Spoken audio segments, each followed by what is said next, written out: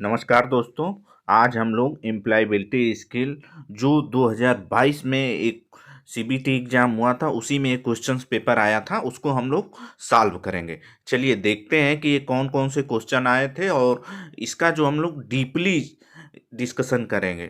Deeply का बहुत ऐसे जैसे टीचर हैं जो कि सिर्फ इसको पढ़ के इसका आंसर दे देते हैं, ऐसा नहीं किया जाएगा। इसमें जो चीज़ें हैं आपको एक एक चीज़ें, यानी कि ये क्वेश्चन का सही आंसर कौन सा है और इसमें जो बाकी आंसर है उस पर भी हम डिस्कस करेंगे। चलिए हम लोग पढ़ते हैं, इसको समझते हैं। जैसे देखिए, पहला हमारा क्वेश्चन कह रहा है कि which one of A search engine, यानी कि सर्च इंजन कौन सा है।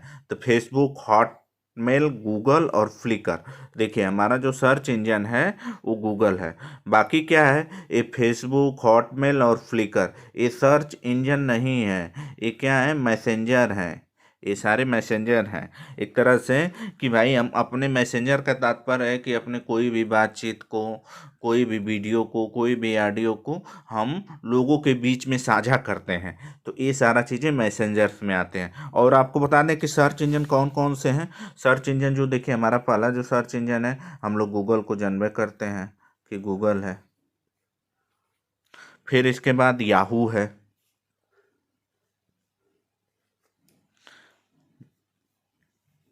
याहू। फिर Bing, Mojeek, Gigablast, DuckDuckGo, ये जो हैं इतने हमारे सर्च इंजन हैं। चलिए आगे क्वेश्चन पे हम लोग चलते हैं। अगला क्वेश्चन पे कि दूसरा क्वेश्चन क्या है, कह रहा है कि सीपीयू से तात्पर्य क्या है। सीपीयू का जो तात्पर्य है, सेंट्रल प्रोसेसिंग यूनिट। भाई सीपीयू देखिए किसी भी कंप्यूटर का ब्रेन होता है। जो इसका जो राइट आंसर होगा ये आपका ए हो जाएगा। देखिए ये राइट आंसर जो है ए हो जाएगा। तो इस चीज़ को जानते रहिए। चलिए आगे बढ़ते हैं अगले क्वेश्चन की तरफ। अगला क्वेश्चन हमारा कह रहा है कि लोकप्रिय गुणवत्ता उपकरणों की कुल संख्या क्या है। देखिए लोकप्रिय जो गुणवत्ता उपकरणों की कुल संख्या क्या है। तो इसका जो राइट आंसर हो जाएगा वो, देखिए इसका जो राइट आंसर है वो 7 है। और लोकप्रिय गुणवत्ता उपकरण कौन कौन से हैं वो आपको हम बता दें कि नंबर 1 जो है हमारा चेक सीट। जैसे जैसे देखिए नंबर 1 जो है इसको चेक सीट। ये लोकप्रिय गुणवत्ता उपकरण कहाँ इस्तेमाल करते हैं, इस चीज़ के बारे में थोड़ा जानते रहिए कि लोकप्रिय जो गुणवत्ता उपकरण है ये हमारा इंडस्ट्री में इसका इस्तेमाल किया जाता है।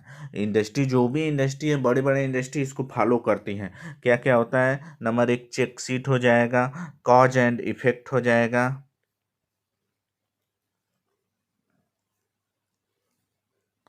काज एंड इफेक्ट।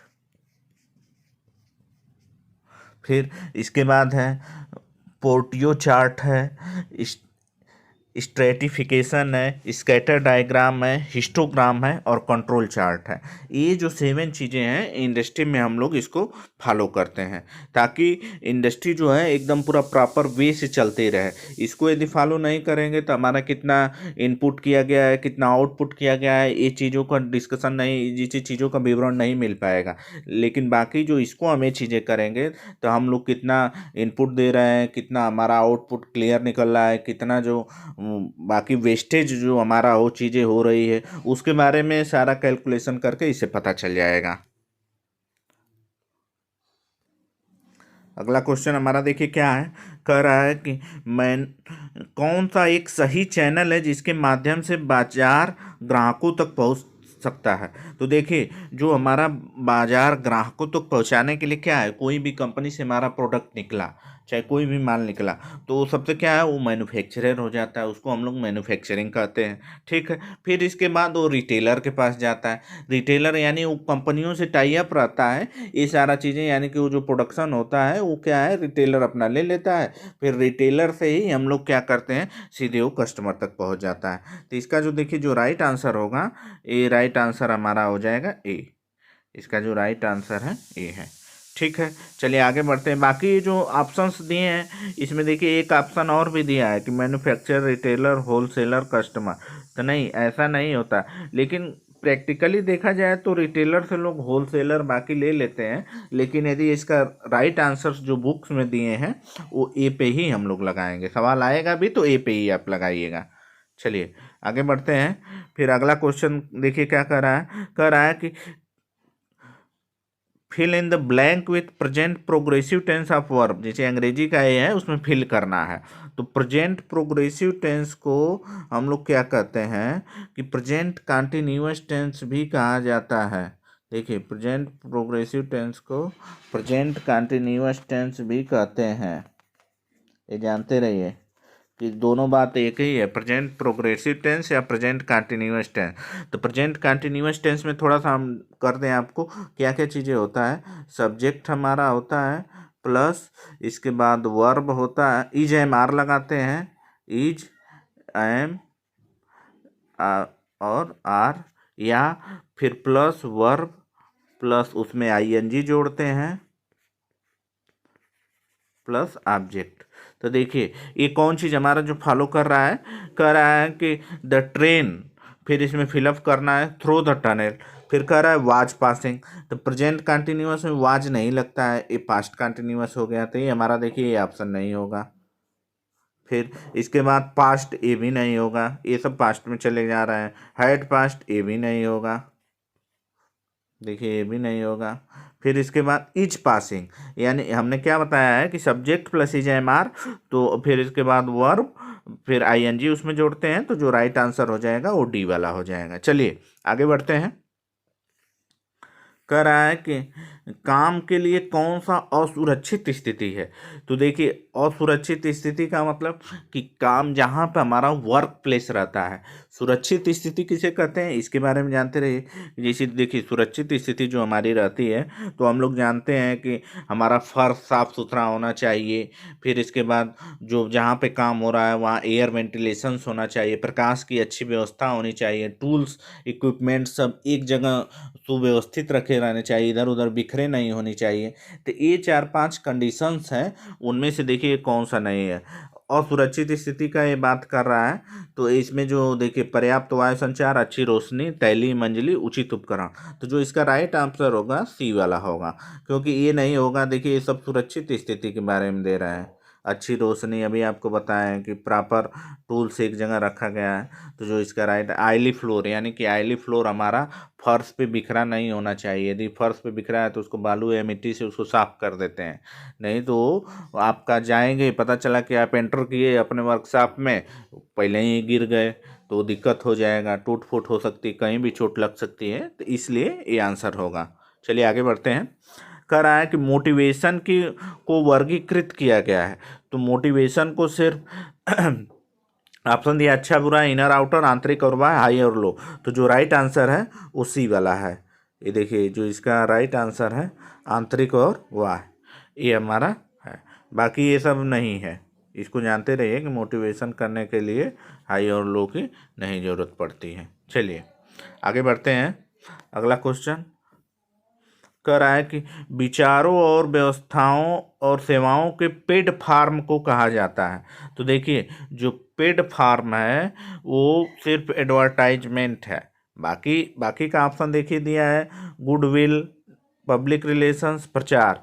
तो आप कहने का मतलब जनसंपर्क करेंगे सपोज दैट, तो उसमें कोई आपका खर्चा नहीं हो रहा है कि आप लोगों से सीधे बात कर रहे हैं। लेकिन एडवर्टाइजमेंट हम लोग जब करते हैं अपने प्रोडक्ट का, तो उसमें पैसा देना पड़ता है। जैसे कोई भी चीज़ मान लीजिए हम अपनी कंपनी का चीज़ें अखबार में निकलवा रहे हैं या टीवी पर विज्ञापन दे रहे हैं, तो वो क्या है कि उसको पेड करना पड़ता है। वो पेड करेंगे तभी वो हमारा विज्ञापन को चलाएगा, अन्यथा नहीं चलाएगा। चलिए तो ये हमारा हो गया बी ऑप्शन। फिर देखिए कह रहा है कि what is the expansion of ILO। ILO का फुल फॉर्म क्या है, जबकि हम लोग जानते हैं ILO का फुल फॉर्म जो है इंटरनेशनल लेबर ऑर्गेनाइजेशन होगा, तो राइट आंसर ये हो जाएगा। देखिए इसको इंडियन लेबर ऑर्गेनाइजेशन मत समझ जाइएगा, इंटरनेशनल स्तर का ये चीज़ें हैं, ठीक है।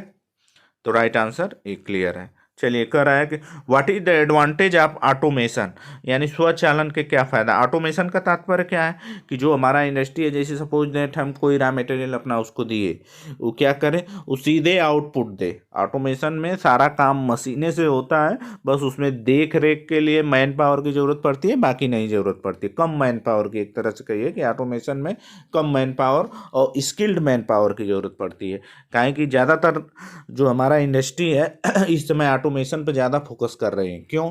क्योंकि जो वर्ल्ड की इंडस्ट्री है वो 4.0 पर काम कर रही है, जबकि इंडिया की इंडस्ट्री जो है 2.0 पर काम कर रही है। तो जो गैपिंग है उसको ख़त्म करने के लिए ऑटोमेशन किया जा रहा है। ऑटोमेशन से एक्यूरेसी, क्वालिटी, ये सब चीज़ें मेंटेन रहती है, इसलिए ज़्यादातर फैक्ट्रियाँ या कंपनियाँ ऑटोमेशन पे जोर दे रही हैं। चलिए, तो स्वचालन के क्या फ़ायदा है, देखिए ऑप्शन दिया है कि ऑप्शन आपका है कि high initial cost, high initial cost है, फिर इसके बाद reduction operation time, security threats, अप्रत्याशित विकास लागत। तो जो इसका आंसर होगा वो बी होगा कि हमारा ऑपरेशन का समय कम कर दिया गया है, यानी कम समय में प्रोडक्शन। मान लीजिए कि कोई मारुति गाड़ी अपना प्रोडक्शन दे रही है, तो 1 मिनट या 2 मिनट में एक गाड़ियाँ निकल जा रही हैं, तो उसकी टाइमिंग कम हो जाने से उसका प्रोडक्शन काफ़ी मास लेवल पे हो रहा है और लगातार कंटिन्यूअस हो रहा है, इसलिए लोग ऑटोमेशन पे फोकस कर रहे हैं।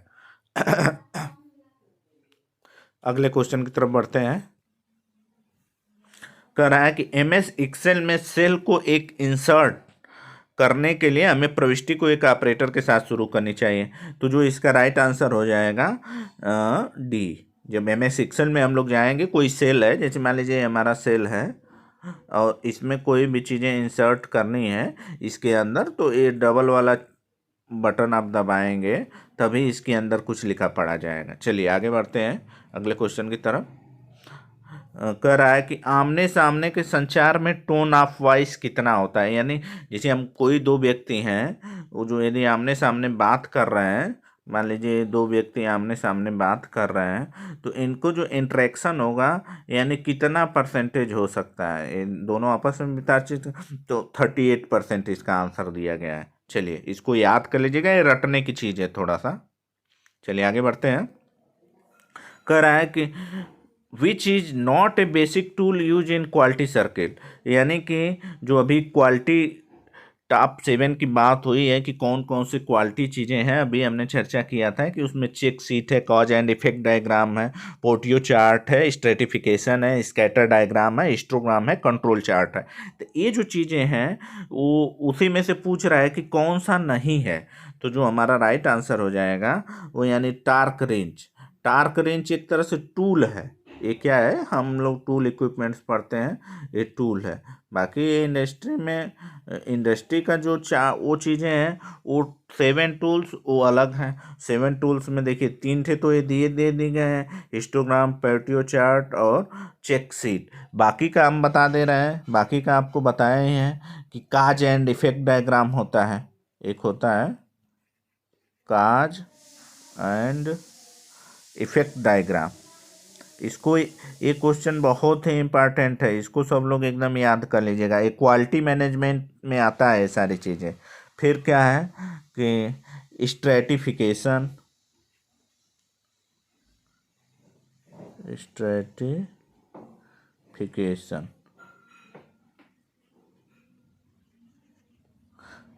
इसके बाद कंट्रोल चार्ट,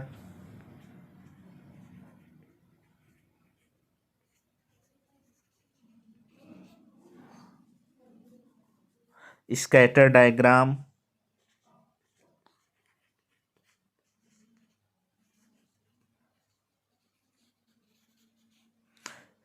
ये आगे के वीडियो में इसको हम पूरा विधिवत जानकारी दे देंगे, लेकिन ये जानते रहिए कि 7 टूल्स हैं और ये 7 टूल कौन कौन से हैं, इसमें से कभी भी पूछ सकता है क्वेश्चन, तो इतनी बातें याद रखिएगा। चलिए आगे बढ़ते हैं। अगला क्वेश्चन कर रहा है कि for smart goal yes stand for, यानी स्मार्ट का फुल फॉर्म दे दिया है कि यस का मतलब क्या होता है। तो यस का मतलब देखिए, यस का मतलब जो होता है स्पेसिफिक होता है, राइट आंसर ही हो जाएगा, बाकी स्ट्रेंथ, सोशल, ये सब चीज़ें नहीं होता है। लेकिन स्मार्ट का चलिए फुल फॉर्म आपको हम बता दें कि यस से हम लोग जान ही गए कि यस से स्पेसिफिक, फिर यम से मेजरेबल,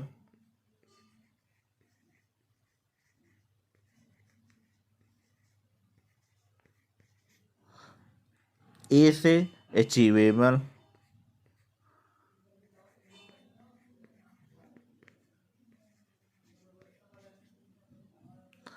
आर से रिलीवेंट,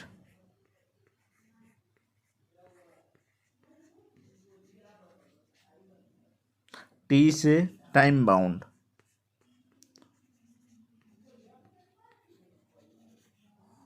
ये देखिए, स्मार्ट किसी भी चीज़ को स्मार्ट करने के लिए या अपने आप को स्मार्ट बनने के लिए ये सब क्वालिटीज होनी चाहिए, तभी आप स्मार्ट कहलाएंगे, अन्यथा नहीं। चलिए आगे बढ़ते हैं।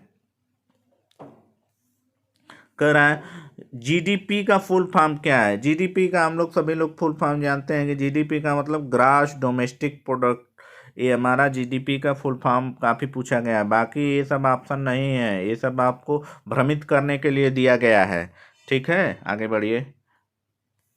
कह रहा है कि उद्यमिता को कहा जाता है, उद्यमिता को सेल्फ एम्प्लॉयमेंट भी कहा जाता है। उद्यमिता पहले समझिए कि उद्यमिता होता क्या। उद्यम, उद्यम का अर्थ होता है साहस, यानी जिसके पास साहस है वही बिजनेस कर सकता है, बाकी कोई नहीं कर सकता है। रिस्क लेने की, जैसे सपोज दैट आपको कोई बिजनेस शुरू करना है, उसमें 50 लाख रुपए की जरूरत है, पता चले कि आप 50 लाख का नाम सुनते ही डर गए, तो आप रिस्क ले ही नहीं पा रहे हैं। तो जो रिस्क लेगा वही आगे बढ़ेगा, इसीलिए उसको उद्यमिता कहा गया। उद्यम, उद्यम का अर्थ साहस। तो सेल्फ एम्प्लॉयमेंट का तात्पर्य यही है कि आप साहस करेंगे, बिजनेस करेंगे, रोजगार करेंगे, तभी आप आगे बढ़ेंगे, नहीं तो बाकी आप पीछे हो जाएंगे। चलिए आगे बढ़ते हैं। कह रहा है कि कंप्यूटर का आउटपुट डिवाइस कौन सा है। तो कंप्यूटर का जो आउटपुट डिवाइस है हमारा, देखिए कीबोर्ड, प्रिंटर, माइक, माउस। एक कीबोर्ड नहीं है, माइक भी नहीं है, माउस भी नहीं है, यानी प्रिंटर जो है हमारा आउटपुट डिवाइस है। और कौन सा आउटपुट डिवाइस होता है, मॉनिटर होता है, इसके बाद स्पीकर होता है। बाकी जो इतने दिख रहे हैं, कीबोर्ड, माइक, माउस, ये सब इनपुट डिवाइस हैं। ठीक है, इतनी बातें जानते रहिए। जॉय स्टिक भी पूछता है कि जॉय स्टिक क्या है। ये इनपुट डिवाइस है, ये गेम खेलने के काम में आता है, कई बार परीक्षाओं में इसकी चर्चा की गई है। आगे बढ़िए। कह रहे हैं कि चर्चा के शिष्टाचारों में से कौन डज है। डज का मतलब लिसन टू अदर, इसका राइट आंसर हो जाएगा हमारा सी वाला, लिसन टू अदर। इसको याद कर लीजिएगा। आगे बढ़ते हैं। कह रहा है कि एक्सपेंशन ऑफ वैन, वैन का विस्तार क्या है। वैन का जो हमारा विस्तार है wide area network, right answer B हो जाएगा। ये सब बाकी चीज़ें आपको भ्रमित करने के लिए दिया गया है।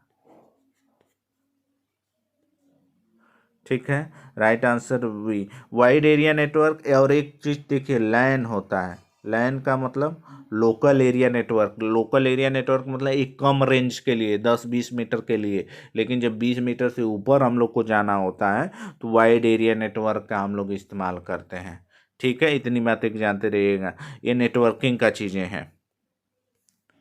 फिर कह रहा है कि कचरा शब्द के लिए इस्तेमाल किया जाने वाला क्या नाम है, मूडा। इसका जो कचरा को हम लोग इस्तेमाल करेंगे, मड, एक तरह से मड से ही मूडा वर्ड निकला है, मूडा, ये बात है। आगे बढ़िए। कह रहा है कि एक्सपेंशन ऑफ QMS, QMS का तात्पर्य क्वालिटी मैनेजमेंट सिस्टम। अभी हमने चर्चा किया था कि क्वालिटी मैनेजमेंट में ही हम लोग वो जो 7 टोटल नंबर ऑफ 7 टूल्स थे, उसी का ये एक तरह से चीज़ें हैं। QMS का तात्पर्य जो राइट आंसर होगा क्वालिटी मैनेजमेंट सिस्टम। बाकी ये सब चीज़ें आपको भ्रमित करेगा, इसको याद कर लीजिएगा, कई बार ये सब परीक्षाओं में पूछा गया है। आगे बढ़ते हैं। कह रहा है कि MS वर्ड कौन सा विकल्प एक शब्द के पर्यायवाची जिसे हम MS वर्ड में टाइप करते हैं।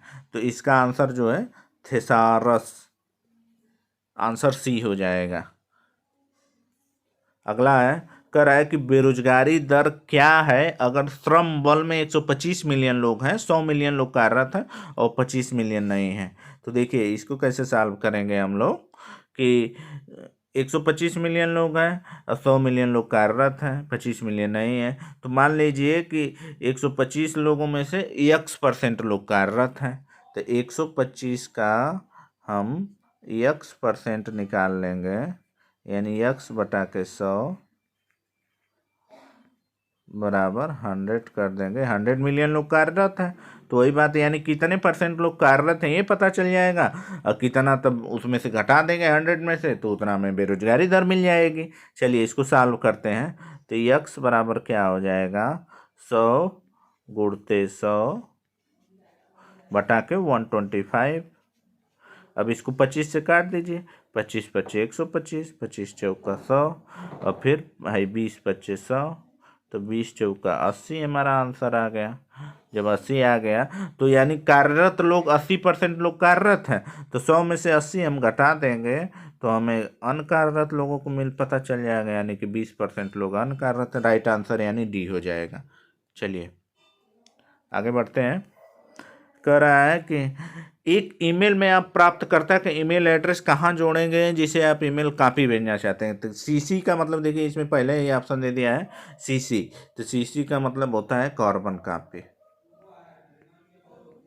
जब एक मेल को हमें भेजना होता है दूसरे लोगों को, तो आप क्या है उसको कार्बन कॉपी करते हैं। बीसीसी का मतलब है, टू का मतलब ये सब नहीं, टू सब्जेक्ट में हम लोग कोई भी अपना जो टॉपिक लिख देते हैं कि ये चीज़ें हैं इसमें। जैसे मान लीजिए सपोज दैट आपको मेल करना है एक छुट्टी के लिए, तो उसमें लीव फॉर लिख देंगे, जैसे लीव फॉर एप्लीकेशंस, तो इसमें सब्जेक्ट आपका वो बताएगा कि किससे रिलेटेड है। बाकी बीसीसी जो है ये जब कई लोगों को भेजना होता है तो ये सब किया जाता है। चलिए जो इसका लेकिन राइट आंसर सीसी होगा। कह रहा है अगला लास्ट क्वेश्चन, FYI SMS का विस्तार क्या है। तो FYI का SMS का विस्तार जो हमारा है देखिए वो है फॉर योर इंफॉर्मेशन, ठीक है। बाकी ये जो चीज़ें नहीं है, जैसे कभी कभी परीक्षाओं में आपको KYC पूछ रहा, जैसे आप लोग भी बैंक में यदि आपका खाता पुराना हो जाएगा तो कहेगा KYC कराइए, या आए दिन आधार कार्ड का, चाहे आपके जो भी कई ठे जो बैंकिंग से रूल्स हैं, या आप कहीं ऐसे अकाउंट्स चलाते हैं तो उसमें सब लोग KYC कराते हैं। KYC का मतलब नो योर कस्टमर, क्योंकि ये भी कई बार परीक्षाओं में पूछा गया है KYC का, तो ये भी जानते रहे। उसी तरह FYI का मतलब है कि फाइंड योर इंफॉर्मेशन, ये जानते रहिए। तो देखिए ये जो 25 क्वेश्चन हम लोग डिस्कस किए हैं, आगे के भी टॉपिक में अभी हम सारे कई पेपर हमारे पास हैं जो कि सारा हम डिस्कशन करेंगे। तो मुझे आशा है कि आप लोग इसको पढ़िए अच्छे तरीके से और इसको याद करिए। और परीक्षाओं में देखिए, परीक्षाओं में क्या है 100-2 क्वेश्चन यदि आपने एम्प्लॉयबिलिटी का पढ़ लिया तो वही क्वेश्चन बार बार रिपीटेशंस हो रहे हैं। मुझे आशा है कि यही क्वेश्चन आएंगे भी। तो आप आगामी परीक्षाओं के लिए अपने तैयार रहिए, और जो भी कंपटीशन की तैयारी कर रहे हैं उसमें भी ये सब इंक्लूडेड रहता है, तो उसके लिए आप विधिवत तैयारी करें। धन्यवाद।